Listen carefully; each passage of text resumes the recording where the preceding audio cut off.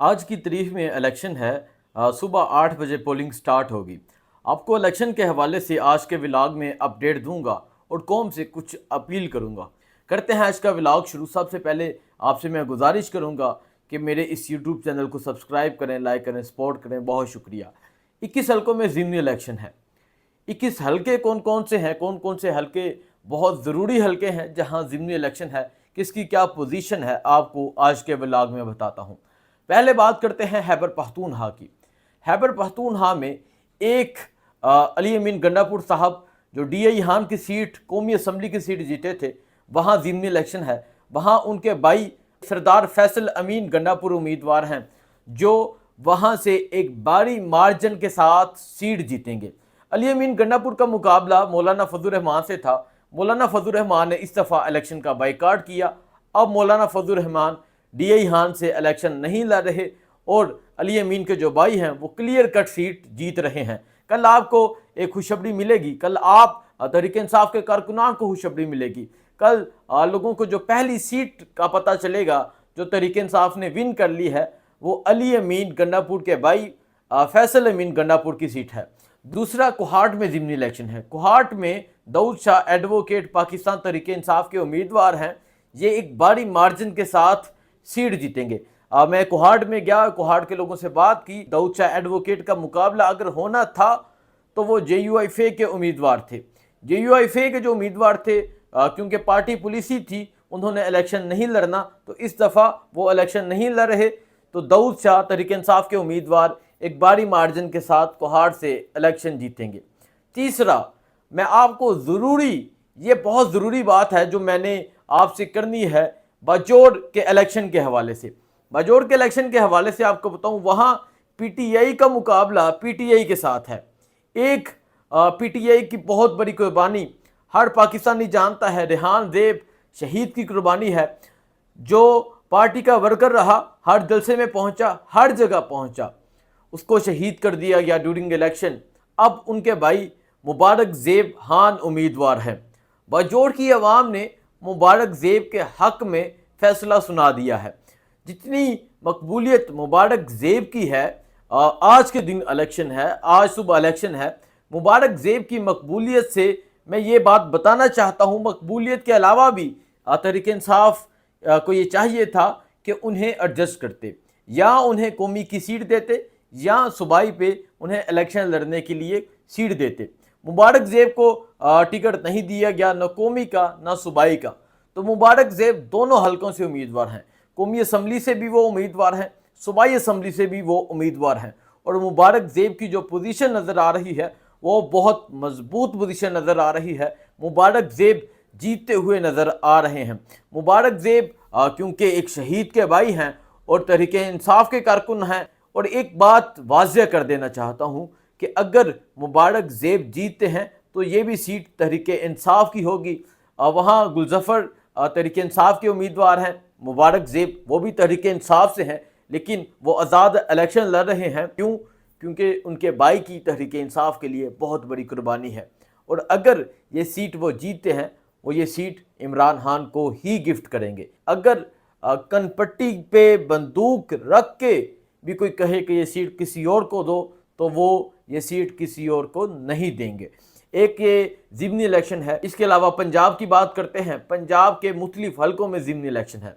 अगर हम ओरिजिनल वोटों की बात करें, अगर हम फॉर्म 45 की बात करें, तो तहरीक इंसाफ जीती हुई नज़र आती है। एक दो हलका होगा लाहौर का जहां मुकाबला होगा, अब बाकी तहरीक इंसाफ जीती हुई नज़र आती है। तहरीक इंसाफ आपको पता है लास्ट टाइम जो 8 फरवरी को इलेक्शन हुआ, तहरीक इंसाफ ने हर तरफ से विन किया था। डॉक्टर यास्मीन राशिद जीती थी, रेहाना इम्तियाज़ डार जीती थी, लेकिन फॉर्म 47 अपना कमाल दिखा गया। अगर फॉर्म 47 की गेम नहीं होती तो तहरीक इंसाफ वाजिया अक्सरियत के साथ जीती हुई नज़र आती है। लाहौर में कौन कौन से उम्मीदवार हैं? मियाँ शहजाद फ़रूक तहरीक इंसाफ के उम्मीदवार हैं। उनके भाई मिलिट्री कस्टडी में हैं और जो कुर्बानियाँ इनकी फैमिलीज ने दी हैं सब लोग जानते हैं। और उसके अलावा मोनसलाही उम्मीदवार हैं, PP 158 से मोनसलाही उम्मीदवार हैं। वहाँ भी मुकाबला है, लेकिन मोनसलाई जीते हुए नज़र आते हैं। लेकिन ये भी कहा जा रहा है कि फॉर्म 47 कल के इलेक्शन में भी कमाल दिखा सकता है। इसके अलावा मोहम्मद मदनी साहब उम्मीदवार हैं, हाफिज ईशान लाहौर से उम्मीदवार हैं। लाहौर पे 4 सीटों पे मुकाबला है, बक्खर में मुकाबला है, इसके अलावा और सीटें हैं जहां मुकाबला है। 21 ज़िमनी इलेक्शन है। तहरीक इंसाफ वाज़िया तौर पर जीती हुई नज़र आ रही है, लेकिन तहरीक इंसाफ को हराने की हर मुमकिन कोशिश की जाएगी। कसूर में भी ज़िमनी इलेक्शन है। कसूर में उस सीट पर ज़िमनी इलेक्शन है जहां से मोहम्मद शहबाज शरीफ ने इलेक्शन जीता था। कसूर में कल आपने तहरीक इंसाफ का जलसा देख लिया था। कसूर में कल जो शेर अफजल मरवत का इस्तकबाल हुआ, कल लोगों ने अपना फैसला सुना दिया था। सरदार मोहम्मद हुसैन डोगर वहाँ से तहरीक इंसाफ के उम्मीदवार हैं। कल लोगों ने उनके हक़ में अपना फैसला सुना दिया था। लेकिन आपको पता है कि कल एक कामयाब कन्वेंशन होने के बाद ये कहा जा रहा है जो स्पीकर पंजाब असम्बली हैं मलक मोहम्मद अहमद खान साहब, उनकी सरजनिशी हुई है मरीम नवाज से। इसके अलावा कल मलक अहमद खान साहब ने जलसा किया, उन पर FIR दर्ज नहीं होती, लेकिन शेर अफजल मरवत जलसा करते हैं तो उन पर पार्टी क़यादत पर और 500 नामालूम अफराद पर FIR दर्ज हो जाती है और कहा यह जाता है कि हम वीडियोज़ के ज़रिए पता करवाएंगे कि उनमें कौन कौन था। इस तरह ये कल लोगों को गिरफ्तार करने की कोशिश करेंगे। कल ये लोगों को लोग बाहर ना निकलें, ये भरपूर कोशिश करेंगे। लेकिन मैं लोगों से अब कुछ अपील करना चाहता हूँ। आप सब ने उस तरह ही निकलना है जिस तरह आपने 8 तारीख को निकल कर अपना फैसला सुनाया था। 8 तारीख को जो जज्बा, जो जुनून नज़र आया था, आप सब ने उस तरह ही बाहर निकलना है।